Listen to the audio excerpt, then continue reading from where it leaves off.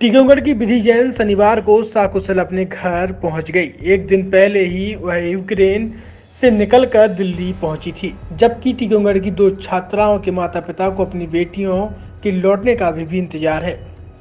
टीकमगढ़ के व्यापारी संतोष जैन की बेटी विधि जैन साल 2018 में एमबीबीएस की पढ़ाई करने यूक्रेन गई थी।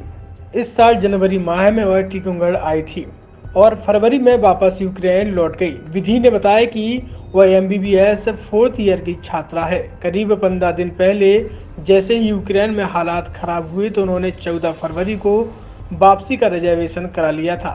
बेटी के घर वापसी पर परिजनों ने खुशी से बेटी का मुंह मीठा कर खुशी मनाई। घर में मिलने वालों का तांता लगा रहा, लेकिन 23 जनवरी को अंतिम फ्लाइट से वह भारत लौट पाई। कजाकिस्तान होते हुए 25 फरवरी को ही वे दिल्ली पहुंच गई थी। आज टीकमगढ़ अपने घर पहुंच गई। बेटी के सकुशल घर लौटने पर घर में खुशी का माहौल है। जी, आपसे पूछना चाहेंगे, आप यूक्रेन में पढ़ाई करेंगे, कौन सी पढ़ाई थी, कौन सा वर्ष है? मैं वहाँ पे एमबीबीएस की पढ़ाई कर रही थी और मेरा चौथा साल है अभी एमबीबीएस जैसा कि का। सुनने में आ रहा है कि यूक्रेन पर काफ़ी अटैक हो रहे हैं, वहाँ पर जो युद्ध चल चुका है, ऐसे में आप वहाँ से यहाँ भारत वापस आई हैं, उस टाइम क्या स्थिति थी? उस टाइम पर तो जब मैं यहाँ पे वापस आई थी, मैं मेरी सुबह 23 तारीख को सुबह 7 बजे की बस थी। मैं वहाँ से निकली और मैं 6 घंटे में एयरपोर्ट पहुँच गई थी। उस टाइम पे सिचुएशन काफ़ी ज़्यादा नॉर्मल थी, कुछ भी इतना पैनिक नहीं था, कुछ भी अटैक की सिचुएशन नहीं थी, ना कोई। उसके बाद जब मैं एयरपोर्ट पहुँची, उसके बाद हाँ, उन्होंने रेड अलर्ट जारी कर दिया था कि रेड अलर्ट स्टार्ट हो गया। वॉर कभी भी स्टार्ट हो सकती है, लेकिन मतलब वॉर वगैरह ऐसा कुछ था नहीं। तो लेकिन जब मैं एयरपोर्ट पहुँची तो मुझे पता चला कि मेरी फ़्लाइट डिले हो चुकी है और मेरी फ़्लाइट हो गई थी रात में, रात में 9:40 की फ़्लाइट थी, तो वो हो गई थी रात के 1:50 की अगले दिन की सुबह फ़्लाइट। तो मैं काफ़ी ज़्यादा चिंतित हो गई थी कि मतलब फ़्लाइट कहीं कैंसिल ना हो जाए, या फिर क्योंकि सिचुएशन काफ़ी ज़्यादा बिगड़ती जा रही थी वहाँ पे। तो फिर जैसे ही मैंने बोर्डिंग की और मैं वहाँ से बोर्डिंग करके मैं इंडिया लैंड कर गई थी दिल्ली एयरपोर्ट पे 24 तारीख को शाम में 7 बजे।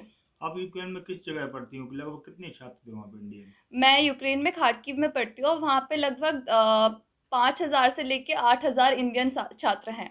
इसके अलावा भी आपके कई मित्रगण वहाँ पे हैं टीकमगढ़ में? हाँ, उसके अलावा मेरे काफ़ी ज़्यादा दोस्त हैं वहाँ पे, टीकमगढ़ के भी दोस्त हैं और खासकर ऑल अलग-अलग कंट्री के, अलग-अलग इंडिया के अलग-अलग स्टेट के दोस्त हैं।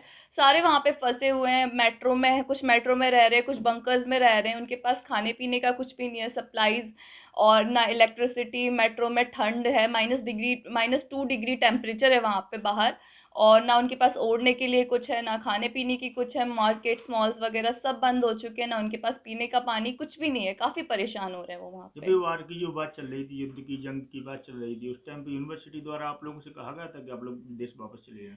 नहीं, हम लोगों को यूनिवर्सिटी द्वारा यही बोला गया था कि यहाँ पे सिचुएशन बिल्कुल नॉर्मल है, आपकी क्लासेस ऑफलाइन ही चलेगी। लेकिन इंडियन एम्बेसी से 15 तारीख को नोटिस आया था कि यहाँ पे सिचुएशन ज़्यादा क्रिटिकल होने वाली है, जितने भी इंडियन नेशनल्स हैं वो यहाँ से जा सकते हैं। तो उसी दिन काफ़ी बच्चों ने इंडियन एम्बेसी की बात सुन के टिकट करवाई, लेकिन काफ़ी बच्चे इस चीज़ में थे कि यूनिवर्सिटी फिर भी बोल रही क्लासेस लगेगी, ऑफलाइन ही लगेगी, कुछ भी नहीं हो रहा, तो काफ़ी बच्चों ने तब टिकट नहीं करवाई थी। फिर यूनिवर्सिटी वाले बोलते जा रहे थे क्लासेस ऑफलाइन ही चलेगी। काफ़ी बच्चे इस वजह से काफ़ी बच्चे वहाँ पे अभी भी अटके हुए हैं कि यूनिवर्सिटी वालों ने पहले तो कुछ भी क्लियर नहीं किया, और जब अचानक से अटैक हो गया उसके बाद